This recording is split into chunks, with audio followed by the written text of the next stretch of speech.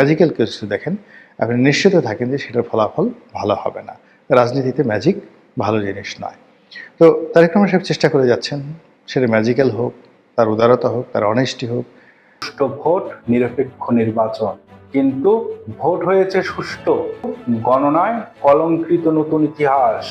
বাংলার মানুষ চেয়েছিল পরিবর্তন, ভাঙতে চেয়েছিল পুরনো সমীকরণ, কিন্তু ভোটের ফল ঘোষণার পর প্রশ্নের বিস্ফোরণ। এটা কি ছিল জনগণের রায়, নাকি ঠান্ডা মাথার ভোটের ইঞ্জিনিয়ারিং? ব্যালট বাক্স ছিল শান্ত, কিন্তু সংখ্যার টেবিলে ঝড়। পরিকল্পিত অঙ্ক কি থামিয়ে দেওয়া হলো? কারা বসেছিল কন্ট্রোল রুমে, কারা লিখেছিল শেষ মুহূর্তের হিসাব? বাংলাদেশের মানুষ সহজ সরল নয়, তারা দেখেছে বাস্তবতার মাঝে কতটুকু ফারাক। এই নির্বাচন কি সত্যি সুষ্ঠু হয়েছে, নাকি সুষ্ঠুতার মোড়কে সাজানো কৌশল? এটা কেবল ভোট নয়, এটা আস্থা বনাম ব্যবস্থার যুদ্ধ, এটা নাগরিক শক্তি বনাম পর্দার আড়ালে পরিকল্পনা। আর এই বিস্ফোরক অঙ্ক, এই সংখ্যার মাঝে লুকানো সমীকরণ বিশদভাবে আলোচনা করেছেন। শেষ পর্যন্ত দেখুন, কারণ সত্য কখনো হেডলাইনে আসে না, সত্যকে অনুসন্ধান করতে হয়, আর ইতিহাস লেখা হয় প্রশ্ন তোলার সাহসে। বিস্তারিত বিশ্লেষণ ভিডিওর বাকি অংশে। আমার এই চ্যানেলে আপনি নতুন হয়ে থাকলে অবশ্যই সাবস্ক্রাইব করবেন এবং লাইক কমেন্ট শেয়ার করবেন। কিন্তু জানাইতে পারতেছি না মুক্ত কণ্ঠে। অভিনন্দন জানাই, অভিনন্দন জানাবো, কিন্তু মুক্ত কণ্ঠে জানাইতে পারতেছি না, কারণ আজকে আপনারা জিতছেন কিন্তু ইতিহাস অন্যদিকে হাঁটতেছে। কিছু বিষয়ের কারণে এই ভোটের গায়ে এমনভাবে কালি লেগে গেছে যেটা খুবই খারাপ একটা কাজ হয়েছে। খারাপ কাজটা কি সেটা আমরা আস্তে আস্তে আলাপ করব। এইটার দরকার ছিল না এইভাবে কারচুপি করার। ভোটটা সুষ্ঠু হয়েছে, কিন্তু রেজাল্ট সুষ্ঠু হয় নাই। 10:30 পর্যন্ত রেজাল্ট আসতেছে মোটামুটি 2 জোট পাশাপাশি আগাইতেছে, 3-4টা সিটের গ্যাপ, কখনো এই জোট একবার আগে, কখনো আরেক জোট একবার আগে, তারপরে সব বন্ধ বেশ কিছুক্ষণ, ঘন্টা 2-1, তারপরে তত্তর করে বিএনপি আগে যেতেছে। আর জামাত জোট মনে হয় ঢাকার জ্যামে আটকেছে, আর নড়ে না, নড়ার চড়ার কোনো নাম নাই, ওইখানেই থাকলো। 40 থেকে বিএনপি 208 হইল। আচ্ছা বলেন তো, কখনো এভাবে ডেটা ফাংশন করে? ভোটের সব তো ডেটা, অঙ্ক, এটা কি এইভাবে ফাংশন করে? মানে এটা বিজ্ঞানের কথা, ব্রেনটের কথা আর কি, এডুকেশনের কথা। এগুলো তো র্যান্ডম নাম্বার। যেভাবে ভোটের রেজাল্ট ঘোষণা করা হয়েছে এর কোনো প্যাটার্ন মানে নাই। আপনি এই ডেটা যে কোনো ম্যাথমেটিক্যাল স্ট্যাটিস্টিক্যাল মডেলে ফেলেন, তারপরে দেখবেন এটা ম্যানিপুলেশন হয়েছে। একদম সেই অঙ্কে কষে এটা বুঝাই দেওয়া যাবে। আমি বুঝাই বলি একটা, ধরেন এটা 300 সিট, তাই না? 2 জোটের সাপোর্ট মোটামুটি কাছাকাছি, তো র্যান্ডম অর্ডারে সিট। সম্মানিত দর্শক, আজকে যখন ভিডিওটি করছি ঠিক সেই সময়টাতে বাংলাদেশের একটি খবর রীতিমতো অনেক অবাক করেছে। আপনারা সবাই জানেন যে ত্রয়োদশ জাতীয় সংসদ নির্বাচনে বাংলাদেশ জাতীয়তাবাদী দল বিএনপি ভূমিধস বিজয় লাভ করেছে। আর সঙ্গতির কারণেই বিএনপির চেয়ারম্যান জনাব তারেক রহমান সাহেব প্রধানমন্ত্রী হচ্ছেন। আমাদের দেশের অতীতের যে স্মৃতি, সেখানে যিনি প্রধানমন্ত্রী পদে বসেন তার একটা ভাবসাব থাকে, এবং যেই মুহূর্তে একজন লোক প্রধানমন্ত্রী হন সঙ্গে সঙ্গে তিনি তার অতীত ভুলে যান, তার বর্তমানও ভুলে যান, তার নিজের অস্তিত্ব ভুলে যান। তিনি কে, কোত্থেকে এলেন, কিভাবে এলেন, এ সকল প্রশ্ন কেউ করতে পারে না। এমনকি প্রধানমন্ত্রীরা যদি টের পান যে তাকে প্রশ্ন করতে পারে এরকম কোনো মানুষ আছে পৃথিবীতে, অমনি তার গাল ধরে, কান ধরে, মানে তার 12টা বাজিয়ে ছেড়ে দিতে হবে যে এত বড় সাহস, আমি প্রধানমন্ত্রী, রাজাধিরাজ, মহারাজ, আমাকে নিয়ে প্রশ্ন করো, আমার লেখাপড়া কি, বংশ কি, আগে দরিদ্র ছিলাম না ধনী ছিলাম, ইত্যাদি বিভিন্ন বিষয় নিয়ে তুই মনে মনে চিন্তা করিস, আজ তোর একদিন কি আমার একদিন হালুম। এভাবেই অতীতে চলেছে। আর সেই যে ধারাবাহিকতা ভঙ্গ করে যিনি প্রধানমন্ত্রী, সম্ভাব্য প্রধানমন্ত্রী না বলে তার যারা লোকজন সবাই বলার চেষ্টা করছেন, জনাব তারেক রহমান সাহেব হলেন অবশ্যম্ভাবী প্রধানমন্ত্রী, অর্থাৎ যে সম্ভাবনাটা অবশ্যই, এর কোনো বিকল্প নেই।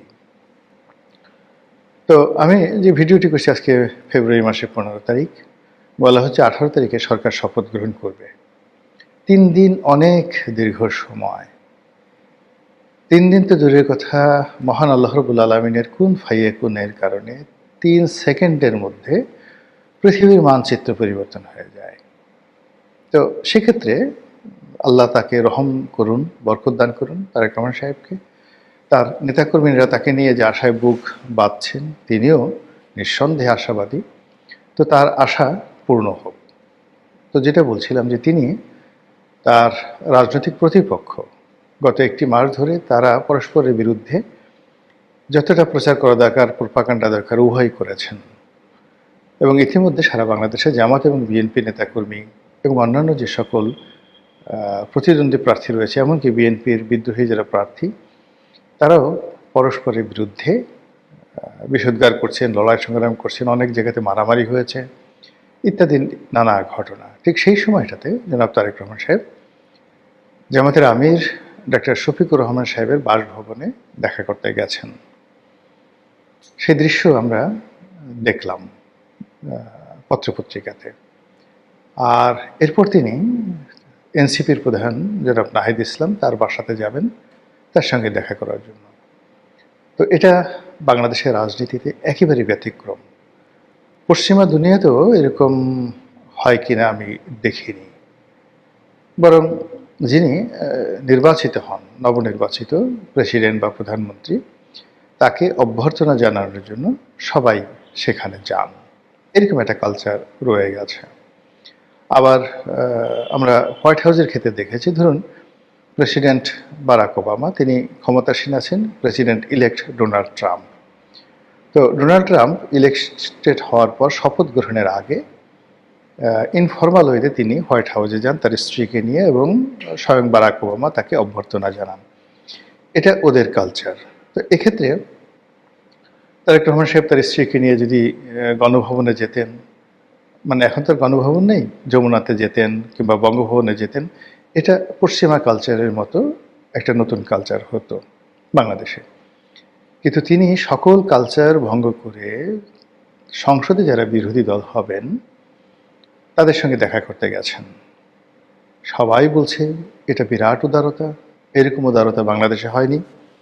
শহীদ প্রেসিডেন্ট জিয়াউর রহমানের রক্ত যার মধ্যে প্রবাহিত, বেগম খালেদা জিয়ার রক্ত যার মধ্যে প্রবাহিত, তার পক্ষেই এ ধরনের মহৎ কাজ করা সম্ভব।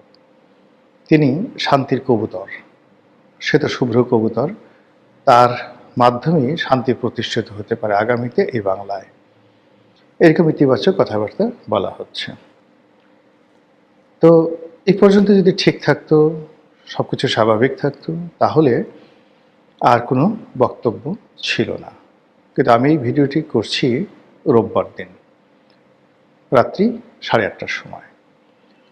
তারপরের দিন অর্থাৎ সোমবার 11 দলীয় জোট বায়তুল মোকাররমের সামনে একটি প্রতিবাদ সভা ডেকেছেন। হঠাৎ করে এই প্রতিবাদ সভা কেন, কী উদ্দেশ্যে, কী কথা তারা বলবেন, ওটি অপ্রকাশিত থেকে যাবে। এই গেল এক।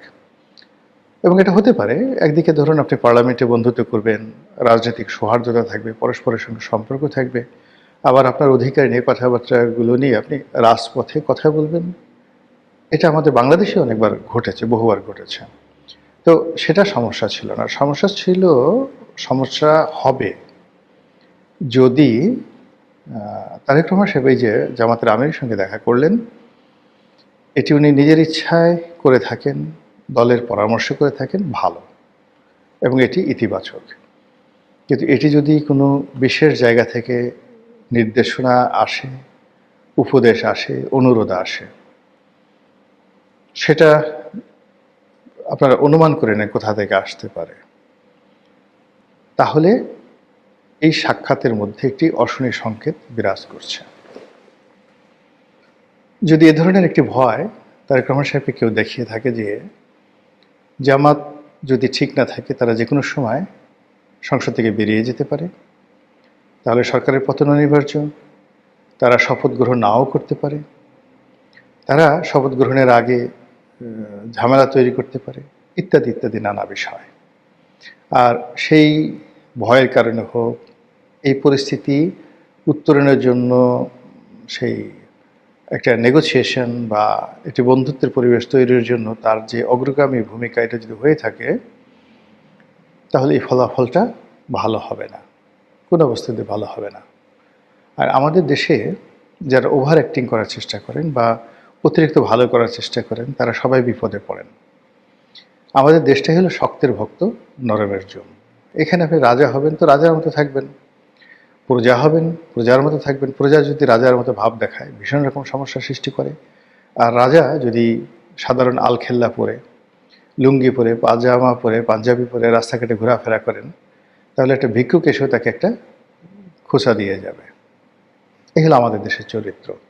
তো সেক্ষেত্রে জনাব তারেক রহমান সাহেব যদি পশ্চিমা ধাঁচের উদারতা দেখাতে চান, আন্তরিকতা দেখাতে চান, সেটাও যেমন সমস্যা আমাদের দেশের কালচার অনুযায়ী। আর যদি তিনি দ্বিধাগ্রস্ত হয়ে, ভীতর সন্ত্রস্ত হয়ে, কারো দ্বারা উপদেশপ্রাপ্ত হয়ে, আদিষ্ট হয়ে, অনুরোধপ্রাপ্ত হয়ে মানে বিরোধী দলীয় নেতাদের সঙ্গে দেখা করতে যান, তাহলে আপনি ধরে নিতে পারেন যে তিনি একটি দুর্বল সরকারের প্রতিনিধিত্ব করতে যাচ্ছেন, যে সরকারের হাত পা বাঁধা থাকবে এবং তাকে অনেক বিষয়বস্তুর সঙ্গে নেগোসিয়েশন করতে হবে, সমঝোতা করে তাকে চলতে হবে। এটি তার জন্য একটি করুণ পরিণতি বয়ে নিয়ে আসবে এবং তিনি সাস্টেন করতে পারবেন না, নিশ্চিতভাবে লিখে রাখতে পারেন।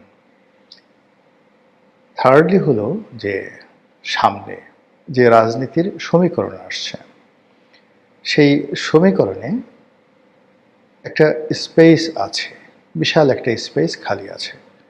আপাত দৃষ্টিতে সুন্দর একটি নির্বাচন হয়েছে, শান্তিপূর্ণ, এতে কোনো সন্দেহ নেই।